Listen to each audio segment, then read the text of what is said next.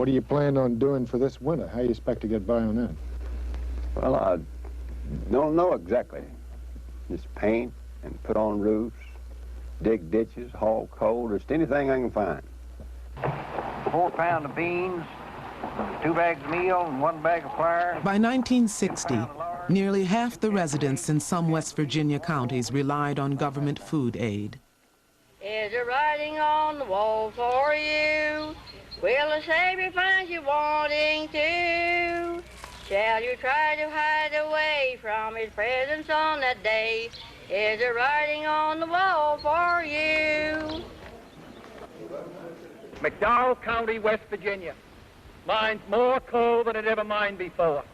And there are more people receiving surplus food packages in McDowell County than in any other county of the United States. And automation did it. In January, John F. Kennedy, a young senator from Massachusetts, declared himself a candidate for President of the United States. The wealthy Harvard-educated politician seemed an unlikely champion of the poor. In April 1960, in need of a primary victory, Kennedy traveled to West Virginia and promised federal action. He came through and just had everybody stirred up too, you know. He just made believers out of everybody. He really did. A lot of people worship Kennedy. There was a real sense that there was somebody who cared about poor people, and that there would be some addressing of some of the issues. There are 17 million Americans who live on a substandard diet. There are 15 million American homes which, according to the last Bureau of Census, are substandard. 5 million homes in our cities which without plumbing. Anyone who says that this isn't the greatest possible time for vigorous and progressive action do not know what they look at. Kennedy won the West Virginia primary, and victory there helped him win the Democratic nomination. In the general election, he ran against Republican nominee Richard Nixon. I noted that when Senator Kennedy was here in the primary, he made a statement that he had also made in Indiana. He said 17 million people go to bed hungry every night in the United States. You remember? 17 million people go to bed hungry every night in the United States. Now, if that were true, he had a responsibility to make the statement. But first of all, that statement is not true. The second point that should be made is that that statement which he has made has been grist for the communist propaganda mill.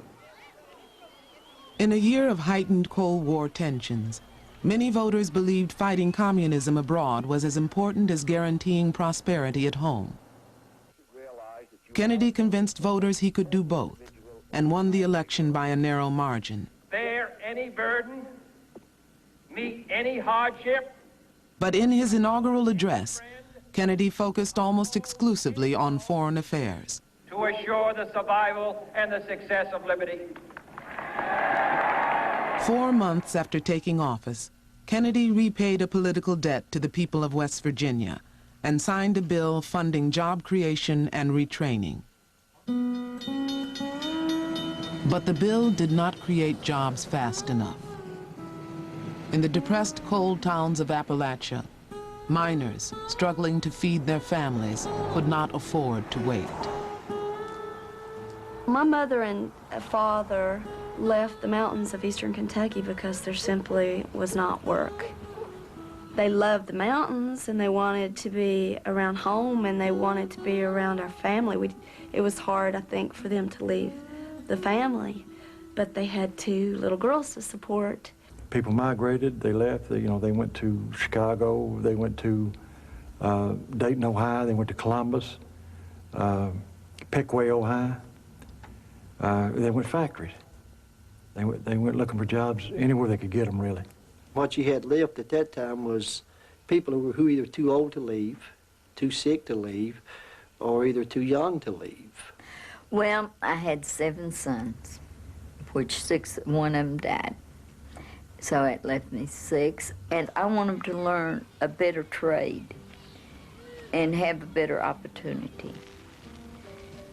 I sold everything we had within 2 days, made arrangements, and then on the day I decided to leave, I had just enough clothes for those 9 kids to put on and load it in the trunk of a car. My mind is upset. I feel so During the bad. 1950s, 1.5 million Appalachians had moved north. I once have had. They became part of one of the largest population shifts in American history. Things are bound coming my way. Jobless coal miners were joined by more than 1 million black workers fleeing poverty and racism in the Deep South. The things that you wanted to do, you couldn't do. There was jobs, domestic jobs. That was basically what you could do. You could only work in lower paying jobs. You couldn't move up because of segregation. My uncles, the reason they left was not because they wanted to really leave Mississippi, but because there wasn't a whole lot of future in agriculture, in their staying down there if they did not own the land. And they did not own the land. We did like many families, came north looking for work, looking for the opportunity. I mean, it was, to borrow that oft-used phrase, it was the promised land to go north. I'm a blues singer. I do comedy and sing the blues. I'm a truck driver, I'm a janitor, I'm a bartender. Figure I'd get a better chance. You think you can do one of those things up here more than you could in New Orleans? I'd be more appreciated with going up here than I was in New Orleans. 7 cents an hour can't feed a family. 7 cents an hour? 70 cents. 70 cents an hour. How much money did you arrive with? 7 cents. As a little girl, I had seen people come home on vacation from Chicago, and they had on pretty clothes, and they drove shiny cars, and they had money. And I thought, gee, I want to go there and enjoy some of that. Chicago was this land of opportunity where if you had a strong back and a willingness to work, you could make it. There were jobs, jobs, and jobs. And that was the key, that you could get work. And if you could get work, you could make it.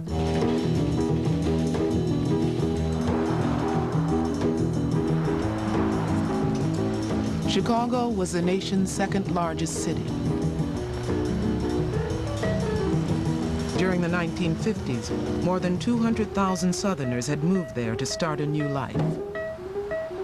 When we drove in on the lakefront, I remember thinking, wow, this is like, it's like a little twinkly jewel, you know, with all these lights that look like diamonds or something strung up. When I got here, it was night. And oh, the bright lights, and they drove me downtown to see all the big stores and the tall buildings, which I had never seen before. Oh, I just knew I was going places then. In the 10 years after World War II, Chicago had prospered more than any city in America. It was the nation's fastest growing industrial area, producing more steel than Pittsburgh or Great Britain. When my mother and father first came to Chicago, my daddy said he got a job loading boxcars at the railroad at a Christmas rush, and then they both went into factories. They had the stockyards, they had the steel mills, they had Continental Can, and so there were a lot of job opportunities. Although work was plentiful in Chicago, blacks were often paid lower wages than whites and barred entry from many good jobs. There were few black bus drivers and few black sales clerks in downtown department stores. Blacks were systematically excluded from many of the construction unions. The white girls would get promotions on the job, and you wouldn't. And that made you feel, you know, that, hey, what am I doing wrong? That we're both doing the same job, and they can get a promotion, and you couldn't. So that's when I found out that the segregation was here just like it was in the South. Segregation created severe overcrowding for Chicago's black residents. We had a 4-room apartment And the landlord decided before we moved in to rent one of the rooms out in the middle of our apartment. So in our apartment, we had a family living in one room who had 5 children. Even in the South, you had maybe a shack, but it was your own shack, and you didn't share it with anybody else. And that made an awful lot of difference. On Chicago's north side, white migrants from Appalachia were concentrated in their own ghetto. My family moved into Uptown because it was a neighborhood that accepted transients, migrants. We were called in-migrants. It was called Hillbilly Heaven after we found out about it, because everybody was from West Virginia, Kentucky, Alabama, Tennessee. It was just a bunch of hillbillies that got around there. As the Appalachian migrants crowded into Chicago, animosity towards the newcomers grew. Local press reports described them as being at the bottom of the heap, socially, morally, and mentally. They think they can come to a large city and just more or less get rich overnight. They have no initiative for hard work.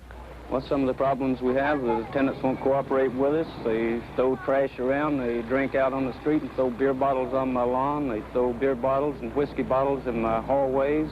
And they just don't seem to be concerned about other people's property. If people, if we were looking for an apartment and people found out, there were 2 children, it's like, well, they're those hillbillies and they're going to trash up the place. So I got a sense that we weren't as good as other people, or that other people didn't feel that we were as good. There's this talk, about if you work really hard, in America, if you come to the city, you can have anything you want, you can get stuff, you can buy a house or whatever. And I saw all kinds of people for whom that was not happening. People who worked hard, people who tried hard, people who gave years of their lives, but who wound up with nothing. The hopeful poor were still flocking to Chicago. But in the mid-1950s, a steady erosion of jobs for unskilled workers had begun. The stockyards had begun to shut down. The steel mills had begun to slow down.